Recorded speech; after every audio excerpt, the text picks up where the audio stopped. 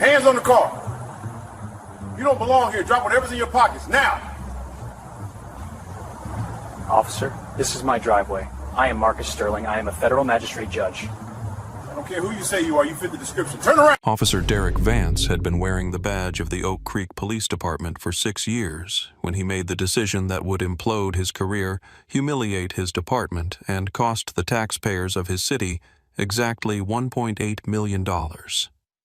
He was 29 years old, a man who carried himself with the swagger of someone who believed the badge on his chest granted him immunity from consequence rather than the responsibility of service.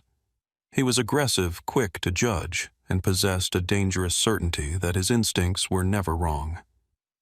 It was a crisp, sun-drenched Saturday morning in October, the kind of day that homeowners in the affluent suburb of Oak Creek lived for.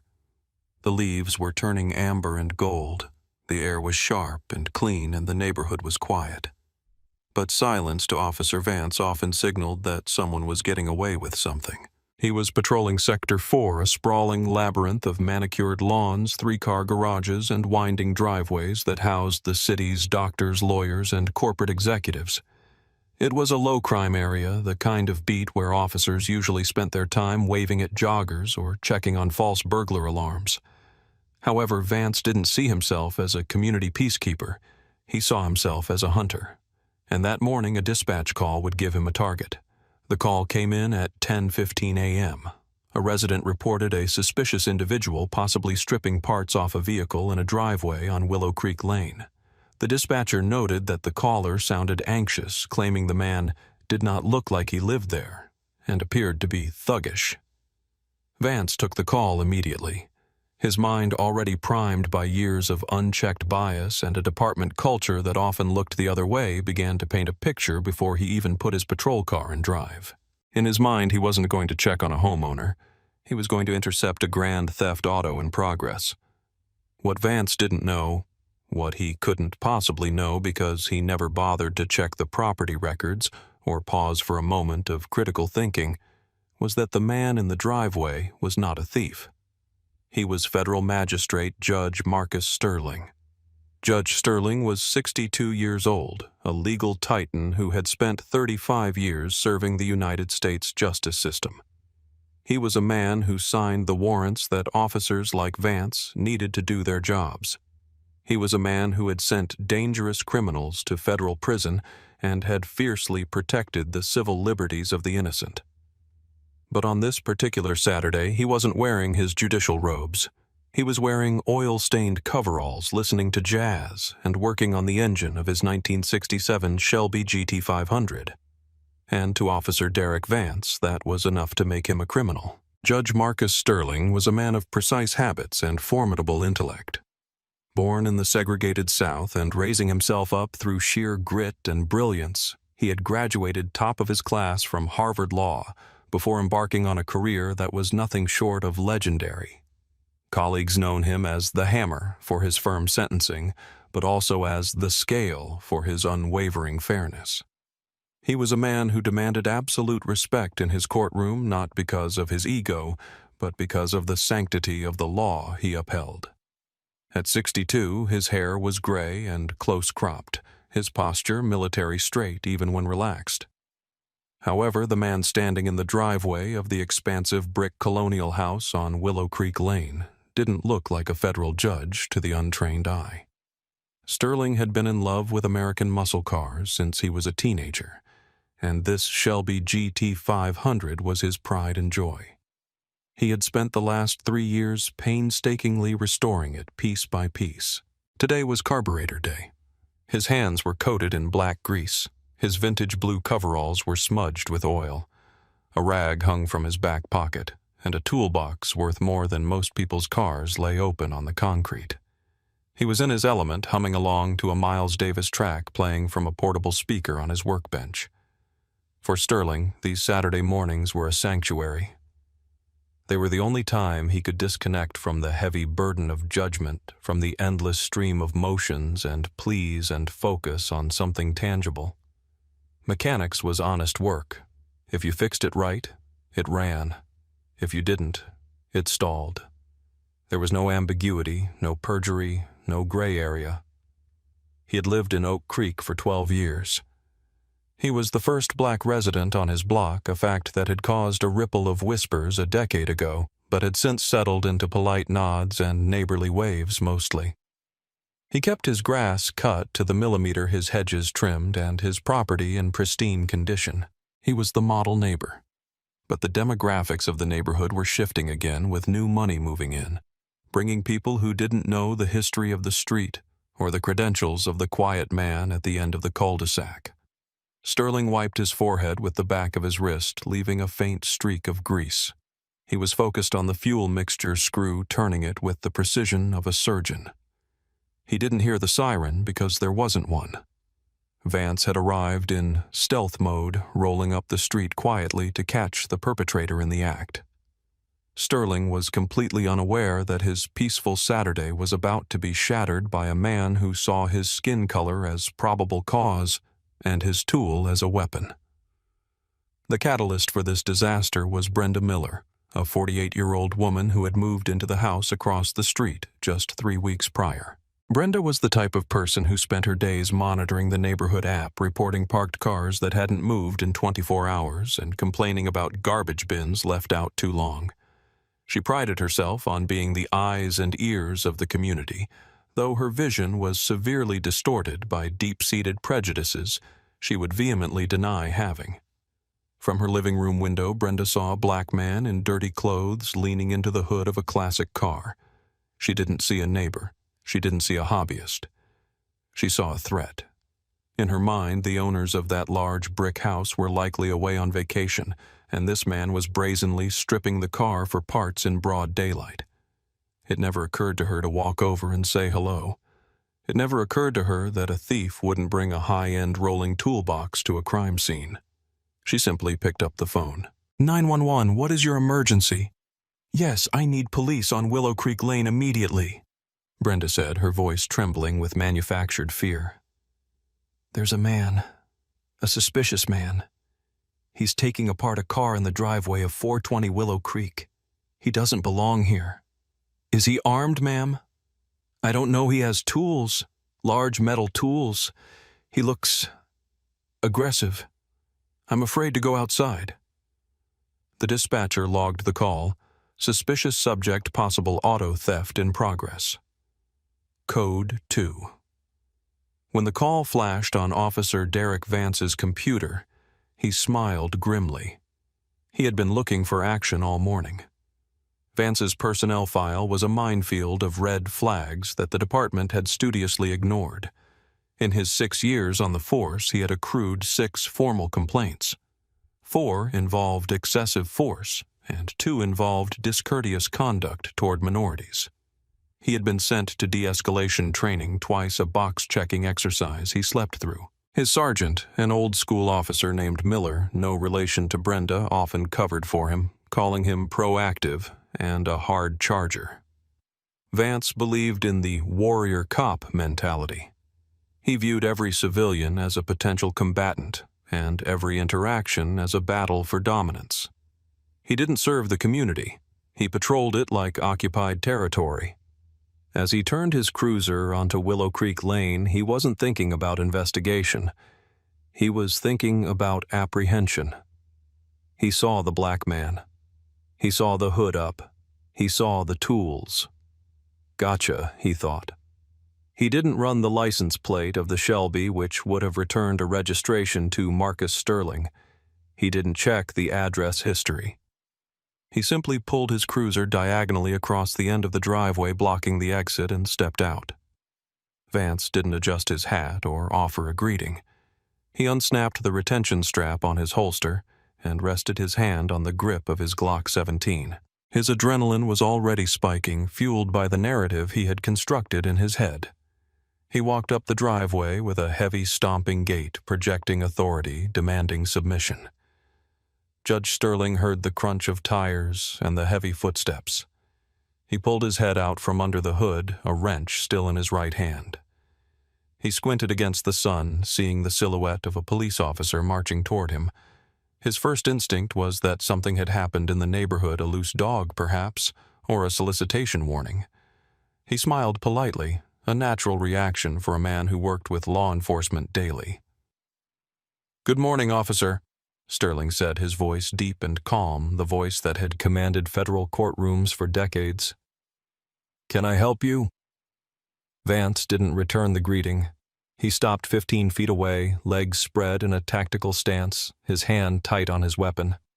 "Drop the weapon. Drop it now."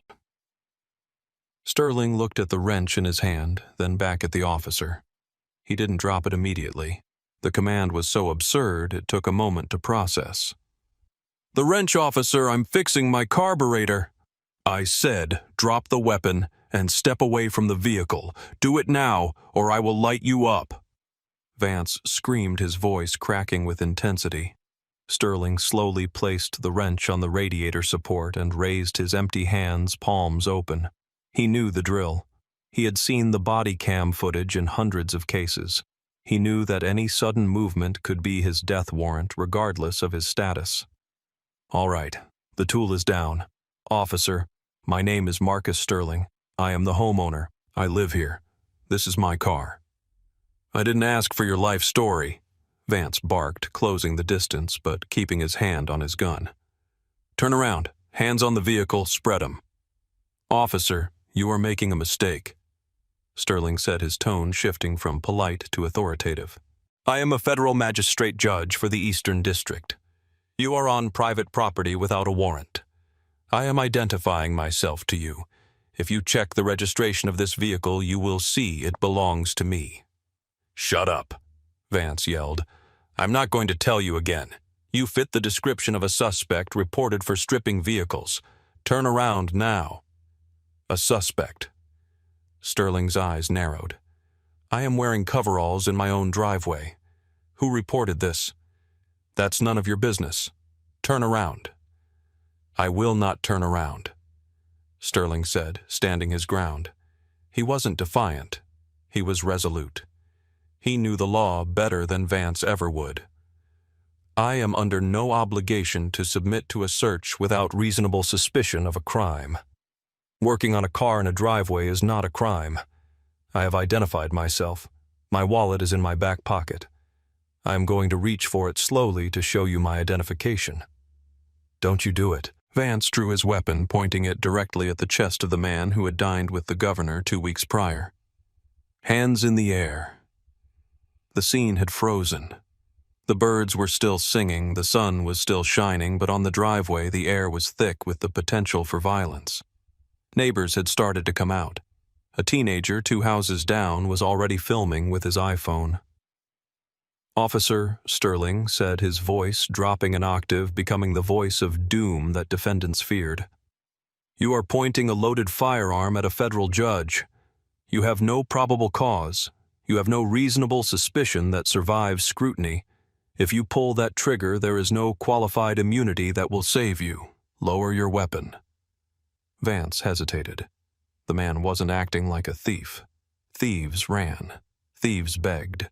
They didn't lecture you on qualified immunity, but Vance was too deep in his own tunnel vision.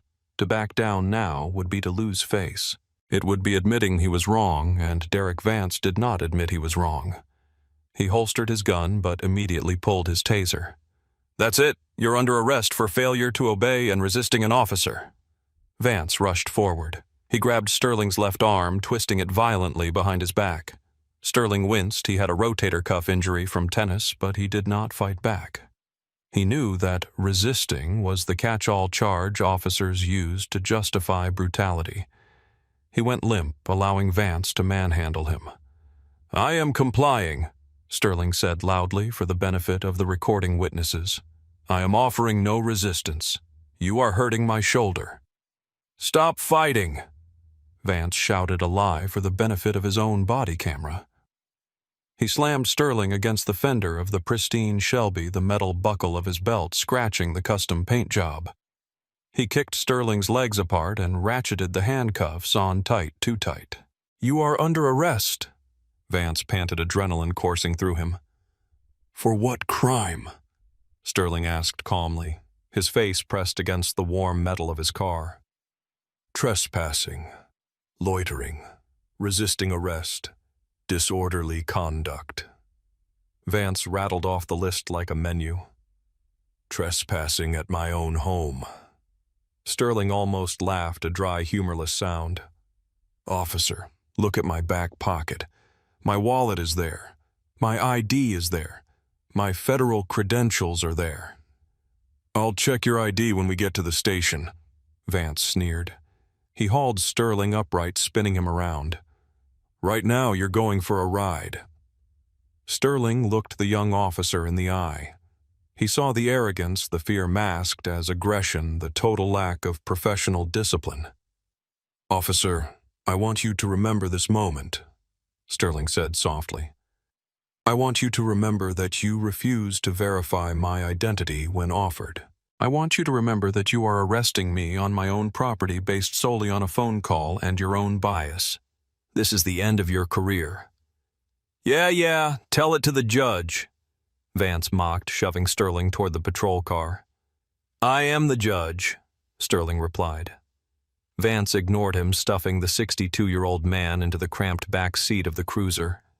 As they pulled away, Sterling looked out the window and saw Brenda watching from behind her curtains. He saw the teenager filming. He closed his eyes and began to organize his thoughts. He wasn't just a victim anymore. He was a prosecutor building a case. The ride to the precinct took 15 minutes. It was the most expensive 15 minutes in the history of the Oak Creek Police Department, though no one knew it yet. Sterling sat awkwardly, his hands numb from the over-tightened cuffs, his shoulder throbbing. He didn't speak. He didn't ask for water. He didn't plead. He watched. He watched Vance driving one-handed texting on his personal phone, a violation of department policy. He watched Vance speeding 15 miles over the limit without lights or sirens, another violation. He listened as Vance called his partner on speakerphone. Yeah, just hooked a guy on Willow Creek, stripping a Shelby, claiming he lives there, claims he's a judge or some crap. Vance laughed, bragging. Old guy thought he could talk his way out of it. Did you check the VIN? His partner's voice crackled. Nah, I didn't need to. Neighbor saw him taking it apart. Good enough for me. Sterling memorized every word. Failure to investigate. Admission of bias. Unprofessional conduct. The list was growing. Vance was digging his own grave with every mile that passed. Sterling felt a cold fury not just for himself, but for every young black man who had sat in this seat without a law degree to protect him. If this could happen to a federal magistrate in his own driveway, what chance did a teenager in a hoodie have? They arrived at the station. Vance pulled into the Sally Port, hauled Sterling out, and marched him into the booking area. The precinct was busy. Phones were ringing. Officers were typing reports. Vance walked Sterling up to the main desk where Desk Sergeant Thomas Miller, a veteran with 20 years on the job, was reviewing a file. Got a trespasser and auto theft suspect, Sarge, Vance announced proudly, pushing Sterling forward. Refused to ID, resisted arrest. Sergeant Miller didn't look up immediately. Trespasser where? Willow Creek Lane, rich neighborhood. Guy was stripping a classic car in the driveway. Miller looked up. He looked at the suspect. He saw the grease-stained coveralls. Then he looked at the face. The color drained from Sergeant Miller's face so fast it looked like he had suffered a cardiac event. He dropped his pen. His mouth opened, but no sound came out for a full 2 seconds. He stood up so quickly his chair knocked over backward with a loud crash. Officer Vance, Miller whispered, his voice trembling. What? What have you done? What he refused to. Unlock those cuffs. Miller roared a sound that silenced the entire room.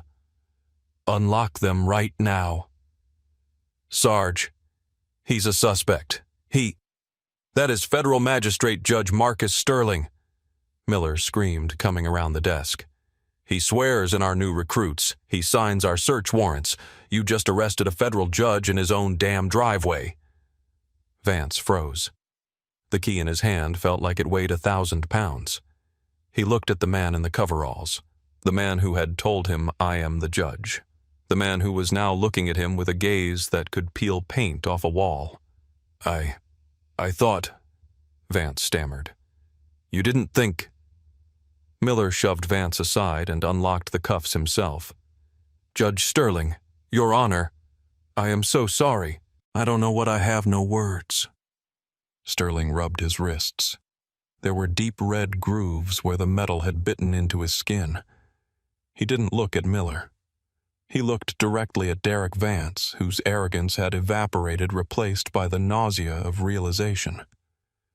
"Sergeant Miller," Sterling said, his voice calm and icy, "I want photographs taken of these injuries immediately.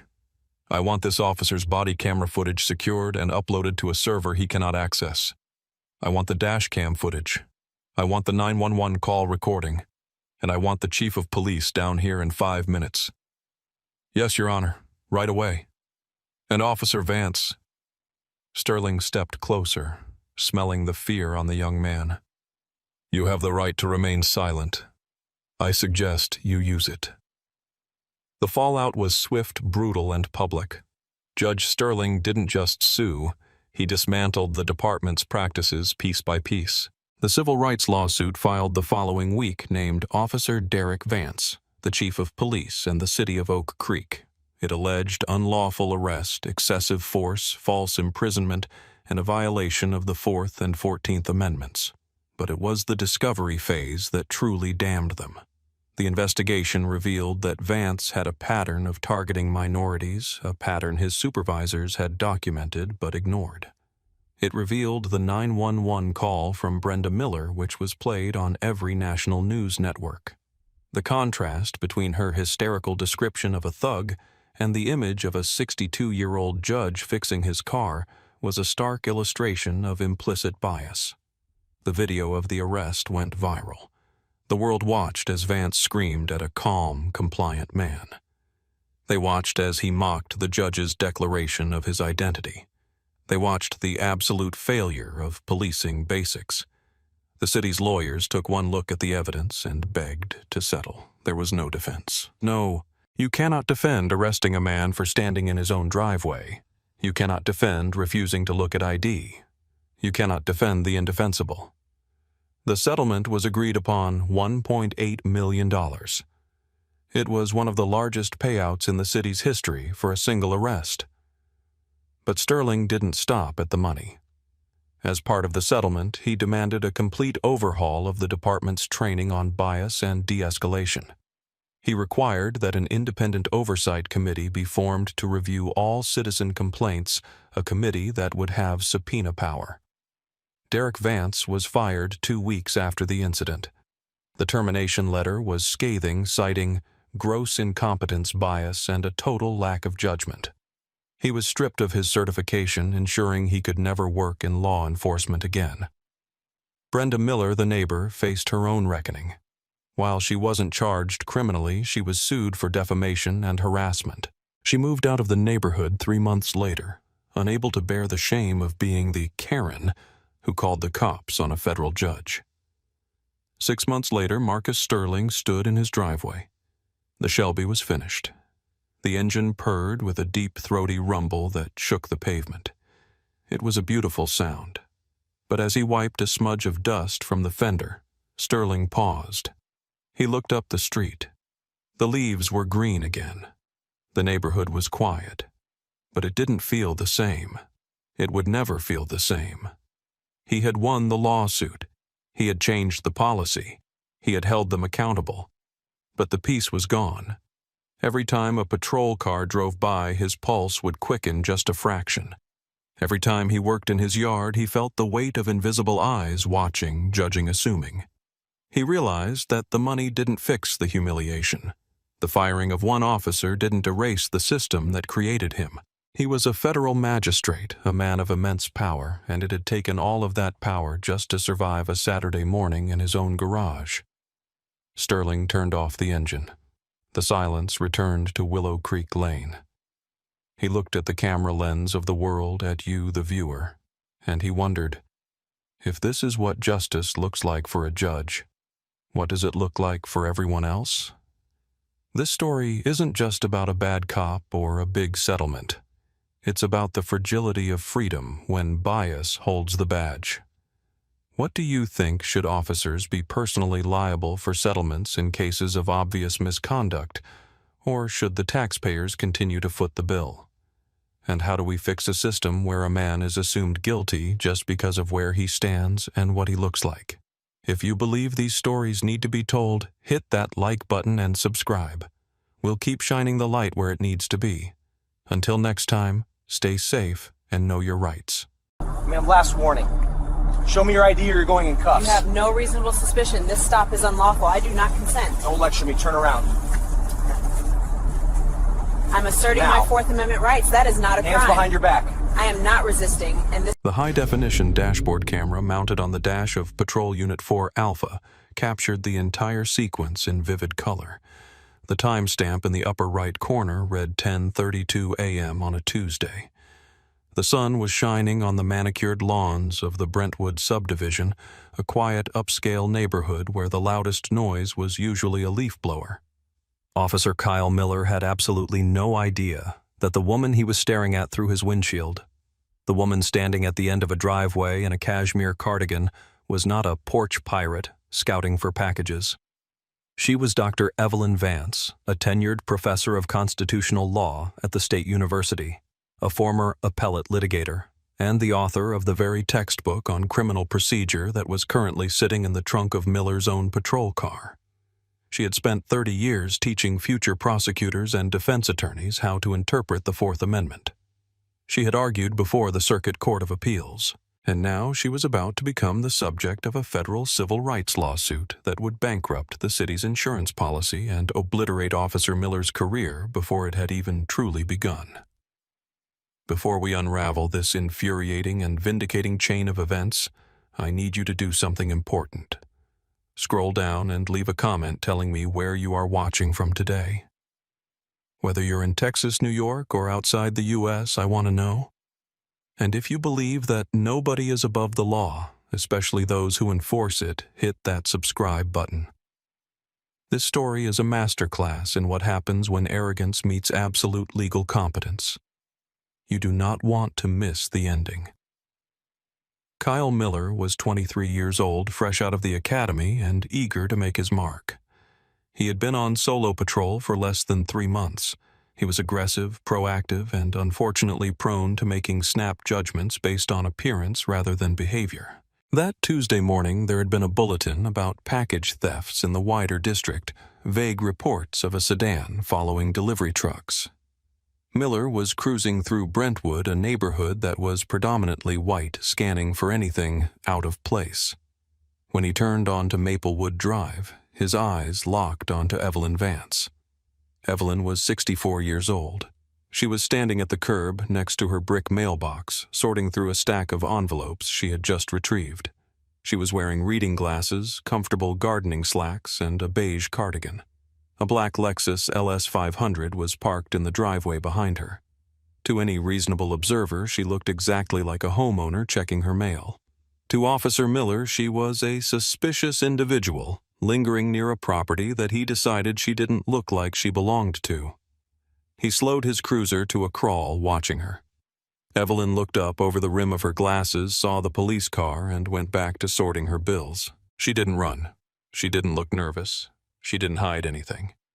Miller didn't like that. In his short experience, people respected the badge by looking anxious or acknowledging him. Her indifference felt like defiance. He pulled the cruiser to the curb, engaging his emergency lights, not because there was an emergency, but because he wanted to assert control. The blue and red lights reflected off Evelyn's reading glasses. She sighed a long, weary exhalation and waited. She knew the law better than he did, and she knew exactly what was about to happen. Miller stepped out of the vehicle, adjusting his utility belt. He didn't have his gun drawn, but his hand hovered near his hip, a subtle intimidation tactic he had picked up from the senior officers. He walked up the driveway approach, invading her personal space immediately. "Morning," Miller said, his voice flat. "Do you live here, ma'am?" Evelyn lowered her stack of mail. She looked at him with the terrifying calmness of a woman who has cross-examined murderers and dismantled corporate legal teams.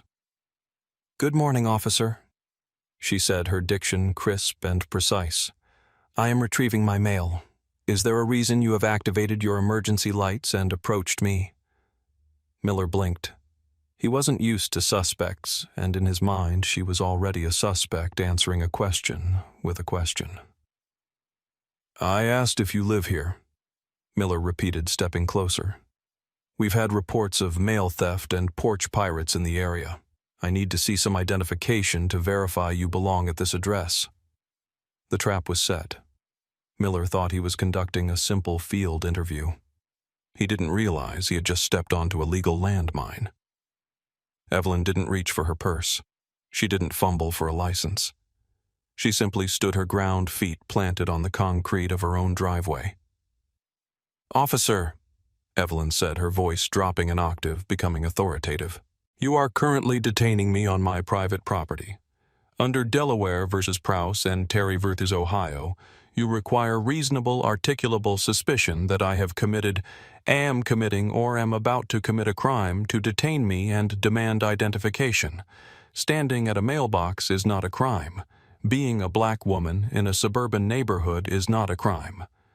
So I will ask you again, what specific articulable facts do you have to support this detention?"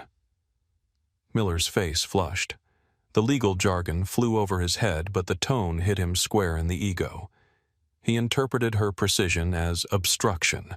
He interpreted her knowledge as attitude.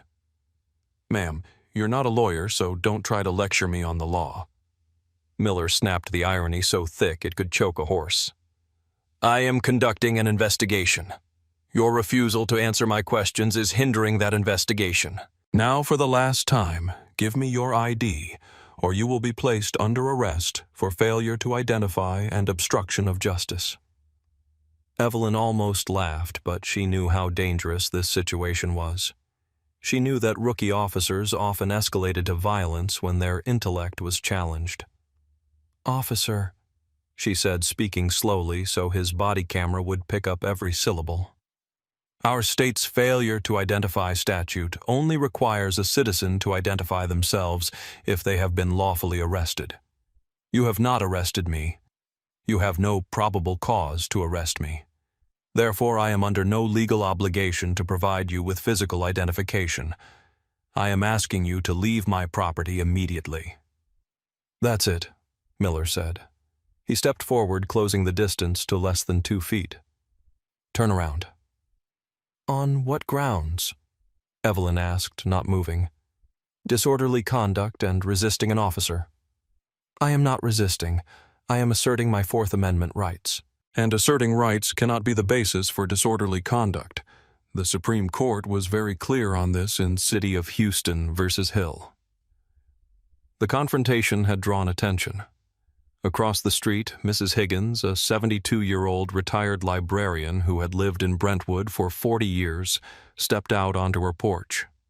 She knew Evelyn well. They exchanged Christmas cards. Seeing a police officer aggressively crowding her neighbor, Mrs. Higgins pulled out her smartphone. She wasn't tech-savvy, but she knew how to record video. She hit the red button and zoomed in. "Is everything okay, Evelyn?" Mrs. Higgins called out. "I'm fine, Martha."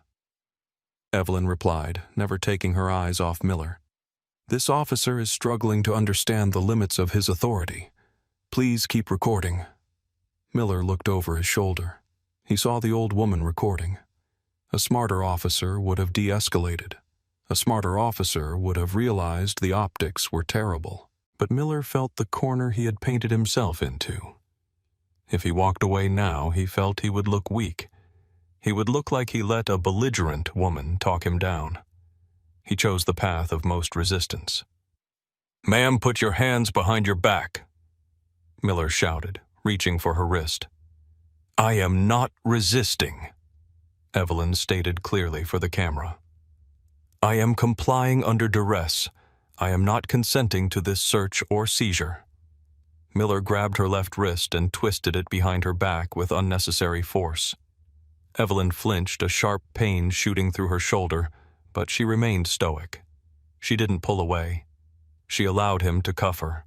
The cold steel ratcheted tight against her skin. Miller spun her around and pushed her toward the patrol car. "You want to play lawyer?" Miller muttered in her ear as he marched her down her own driveway. "You can tell it to the judge." "Oh, I intend to," Evelyn said softly. "I intend to tell it to a federal judge." "And I suspect that judge will be very interested to hear why you arrested a constitutional law professor for checking her mail." Miller paused for a microsecond as he opened the back door of the cruiser. The words, "constitutional law professor," filtered through his adrenaline, but he dismissed them. She was bluffing. She had to be. He shoved her into the back seat. The hard plastic was unforgiving.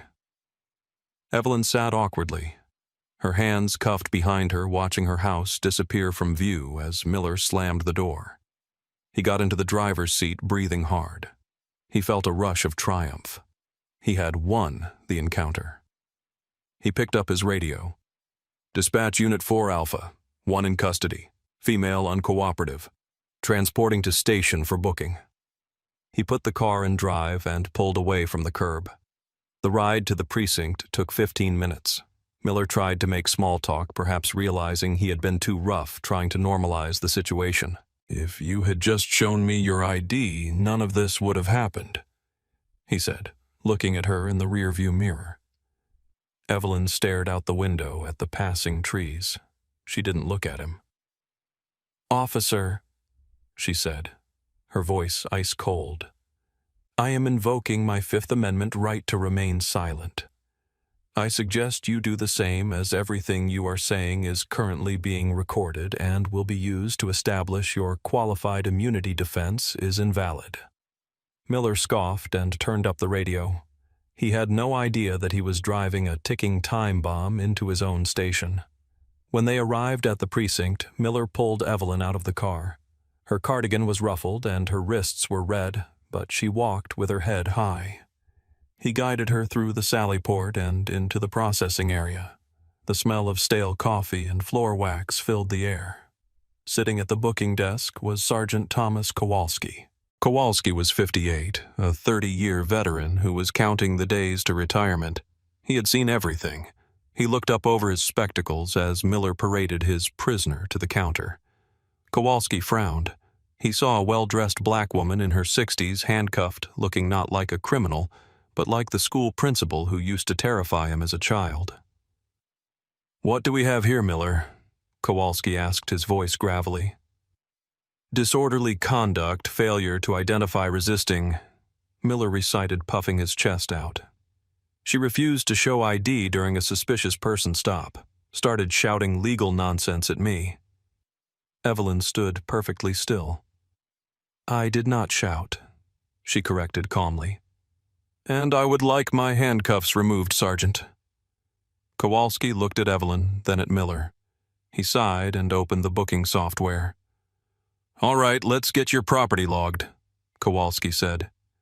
"Miller, uncuff one hand so she can sign." Miller hesitated, then undid one cuff. Evelyn rubbed her wrist. She reached into her pocket with her free hand and placed her items on the counter, a set of house keys on a leather fob, a slim iPhone, and a leather wallet. Kowalski picked up the wallet. "I need to verify ID for the booking," he muttered. He opened the wallet. The first thing he saw was a driver's license. Dr. Evelyn Marie Vance. Address, Ortomo 2 Maplewood Drive, the same street Miller had picked her up on. Kowalski paused. The name sounded familiar. He flipped the flap of the wallet. Behind the license was a university identification card, Evelyn Vance, J.D., Chair of Constitutional Law, and behind that was a laminated card with a holographic seal, Department of Justice, Senior Legal Consultant. Kowalski's blood ran cold. He knew exactly who she was now. She was the woman who came in twice a year to give seminars to the command staff about updates in search and seizure law. She was the woman whose picture was on the back of the Criminal Procedure for Law Enforcement textbook that was sitting on Kowalski's own bookshelf. Kowalski slowly closed the wallet. He looked up at Miller, who was busy filling out a form, oblivious to the atmosphere in the room shifting from routine to catastrophic. "Miller," Kowalski said, his voice very quiet. "Do you have any idea who this woman is? Some lady who wouldn't show me her ID." Miller shrugged. Kowalski closed his eyes for a moment, praying for patience. "Miller, this is Dr. Evelyn Vance. She wrote the book on the Fourth Amendment. Literally. She trains the FBI on probable cause." Miller stopped writing. The pen hovered over the paper. He looked at Evelyn. She offered him a small, tight smile that didn't reach her eyes.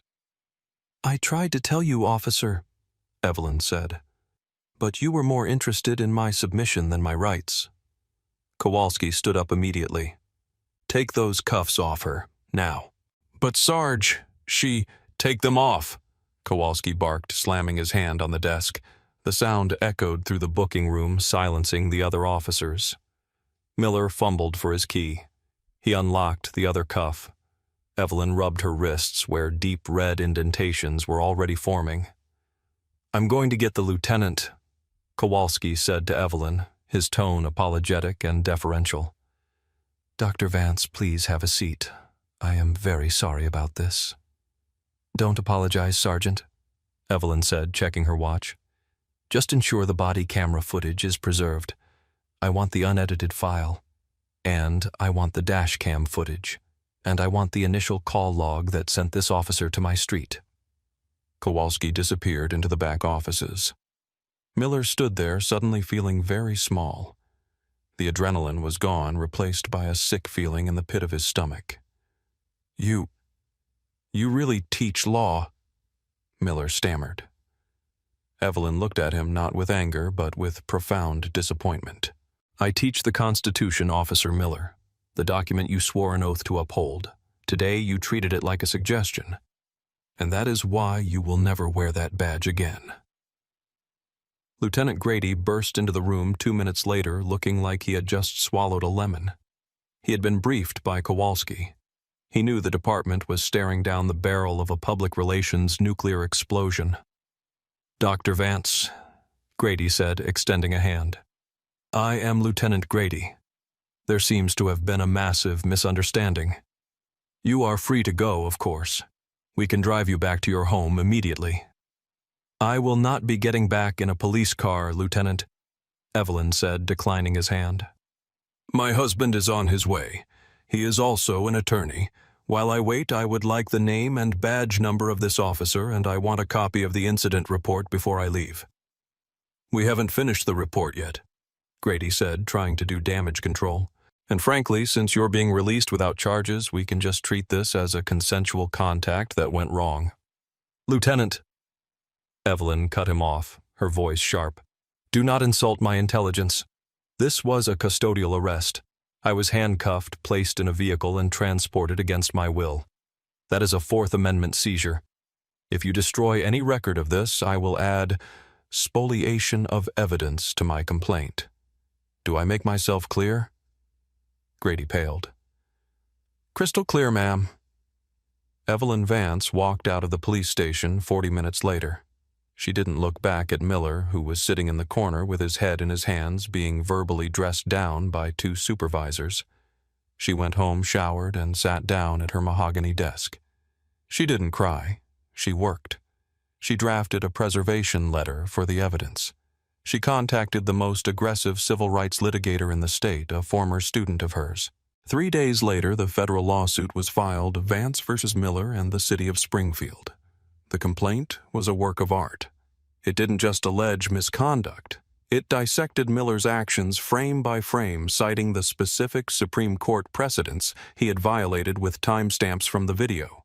The dashboard camera footage was released to the media the same day the lawsuit was filed. It led the evening news. "Constitutional law professor arrested for checking mail." The headline was irresistible. The video was damning. The world watched as Officer Miller, arrogant and aggressive, bullied a calm, older woman on her own driveway. They watched him twist the arm of a grandmother. They listened to his condescending, "Don't lecture me" comment. The internet did what the internet does. Within hours, Miller's face was everywhere. Legal experts went on CNN and Fox News to break down the stop. They all agreed it was a textbook unlawful arrest. There was no reasonable suspicion. There was no crime. It was racial profiling wrapped in incompetence. The internal affairs investigation was not the usual slow walk. The city manager, the mayor, and the police chief had all seen the video. They knew they couldn't defend it. Officer Kyle Miller was placed on unpaid suspension pending termination. During his disciplinary hearing, his union representative tried to argue that he was inexperienced and following training on proactive policing. The review board didn't buy it. The chief of police looked at Miller and asked one question. If she had been a white woman in a gardening hat, would you have stopped her? Miller couldn't answer. He was terminated for cause, gross misconduct, violation of civil rights, and conduct unbecoming an officer. The city didn't even try to go to trial. They settled with Dr. Vance for $1.2 million. It was one of the fastest settlements in the city's history. They wanted the story to go away. But Evelyn Vance wasn't interested in a quiet payday. She used the money to start the Vance Legal Defense Fund, a nonprofit dedicated to providing top-tier legal representation for indigent defendants who had been victims of pretextual stops. She turned her trauma into a shield for others. As for Kyle Miller, the consequences followed him long after he turned in his badge. His termination for a civil rights violation meant he was Brady-listed, placed on a prosecutor's list of dishonest or unreliable officers. No other police department would hire him. He tried to get a job in private security, but a simple Google search of his name brought up the video of him arresting Dr. Vance. He was radioactive. The last anyone heard, he was working at a logistics warehouse in another state, driving a forklift. He had wanted to be a hero. Instead, he became a cautionary tale, a video clip shown in police academies under the module What Not to Do.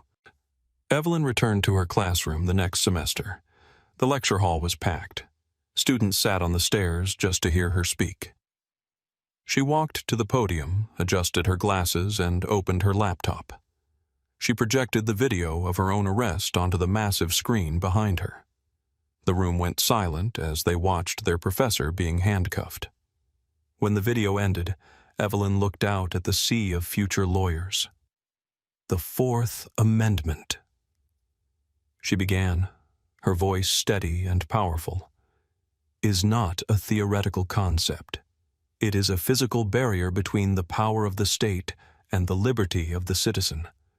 And as you can see, that barrier is only as strong as the people willing to enforce it. Never forget that authority without accountability is tyranny. The lesson of that day wasn't just about the law. It was about dignity. It was about the fact that even when you do everything right, even when you are an expert, the system can still come for you. But it also showed that when you know your rights and have the courage to stand firm, you can push back. What is your biggest takeaway from this story? Do you think the settlement was enough, or should Officer Miller have faced criminal charges for assault? Let me know in the comments below. If this story moved you, please share it. Education is our best defense against abuse of power. Don't forget to like and subscribe for more stories of justice served. Until next time, stay safe and know your rights.